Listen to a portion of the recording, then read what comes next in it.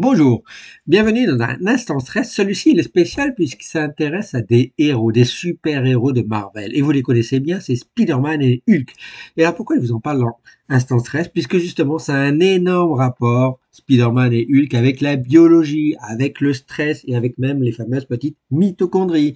Eh bien oui, alors si je vous parle de Spider-Man, Spider-Man c'est Peter Parker qui, lorsqu'il visitait, alors dans certains textes, on peut voir que Spider-Man il visitait un musée, mais dans notre cas, il visitait un laboratoire scientifique, et en tout cas, il a été mordu par une araignée. Alors, on n'en est pas très clair, une araignée génétiquement modifiée génétiquement ou une araignée radioactive. A priori, elle était radioactive.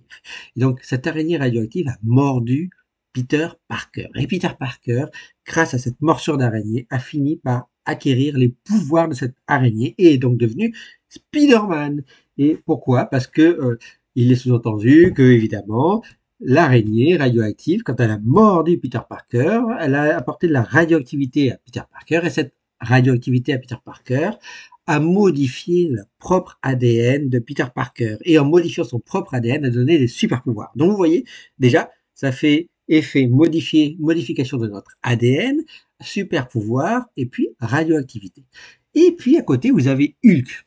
Hulk, c'est un scientifique, c'est un savant, c'est Bruce Banner, qui lui était un savant atomiste qui travaillait lui-même sur la radioactivité puisqu'il travaillait à développer une bombe à rayons gamma, donc qui émet des rayons radioactifs extrêmement puissants, extrêmement destructeurs. Et lors d'une expérience manipulation pour développer cette bombe, qu'il l'ait voulu ou pas. A priori, il l'a pas voulu puisqu'il a essayé de sauver une personne et Bruce Banner a pris la place de cette personne et s'est fait largement irradier par les rayons gamma. Et ces rayons gamma, qu'est-ce qu'ils ont fait, cette radioactivité? Eh bien, elle a modifié profondément son ADN. Eh bien, au lieu de le tuer, cette modification de l'ADN lui a apporté une force surhumaine. Il est devenu Hulk. Il est même devenu vert. Et ça se passe seulement quand il est vert de rage. Donc, on peut se poser la question pourquoi Hulk il était vert.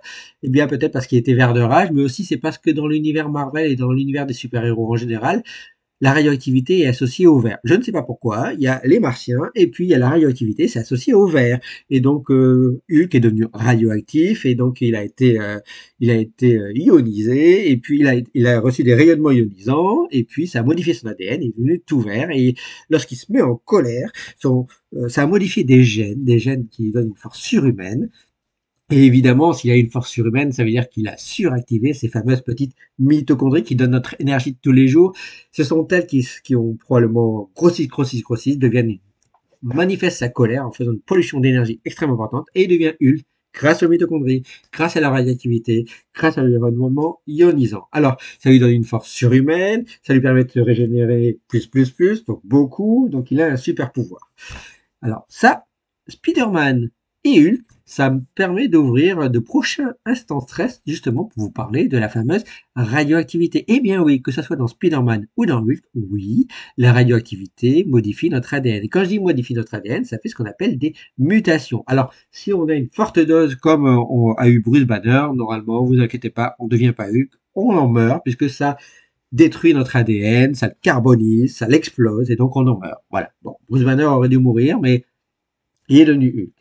Mais effectivement, la radioactivité transforme notre ADN, elle mute, elle fait muter notre ADN, elle peut le détruire, elle peut provoquer des mutations génétiques et en général, ça provoque des maladies. Maintenant, je vais vous parler dans des prochains instants justement des utilités de la radioactivité justement qui peut être utilisée pour traiter les cancers. La radiothérapie, et la radiothérapie sert à tuer les cellules cancéreuses en les irradiant et justement, en les faisant exploser, comme avec Bruce Banner, mais pas avec des rayons gamma, en général avec des rayons X ou d'autres types de radiothérapie de nouvelle génération, et des manières différentes de radiothérapie, je vous en expliquerai, donc ça permettra d'expliquer justement radiothérapie et cancer. Et effectivement, une personne qui travaille trop souvent au contact de la radioactivité a un risque élevé d'avoir des mutations génétiques. Malheureusement, on ne devient pas Spider-Man ou Hulk, si on a un risque élevé de mutations génétiques, on a des risques élevés de développer des cancers. Donc vous voyez, la radioactivité, ça peut aider à détruire les cancers, comme en provoquer, et pas forcément devenir Spider-Man, et pas forcément devenir avec Hulk. Et puis, ça me permettra aussi d'ouvrir de prochains instants stress, justement, sur radioactivité et dans l'univers, la radioactivité en dehors de la planète, et donc les astronautes, le vieillissement et radioactivité. cosmique. Voilà. En attendant le prochain instant stress, vous en savez un peu plus, ou ça vous apporte une petite explication sur Spider-Man, qui aurait dû, on ne sait pas ce qu'il aurait peut-être il aurait dû développer un cancer à cause de son araignée, mais il a acquis des pouvoirs. Hulk, il aurait dû mourir, mais il a aussi acquis des pouvoirs. Mais ça ouvre des nouvelles voies de discussion justement sur la radioactivité et tous ces super-héros. Parce que d'autres super-héros ont aussi été exposés à des produits chimiques, eux, comme par exemple c'était Flash, et qui s'est mis à courir beaucoup plus vite. Et je vous en parlerai dans un prochain instant stress. Voilà. Merci à vous. Ciao, ciao, ciao.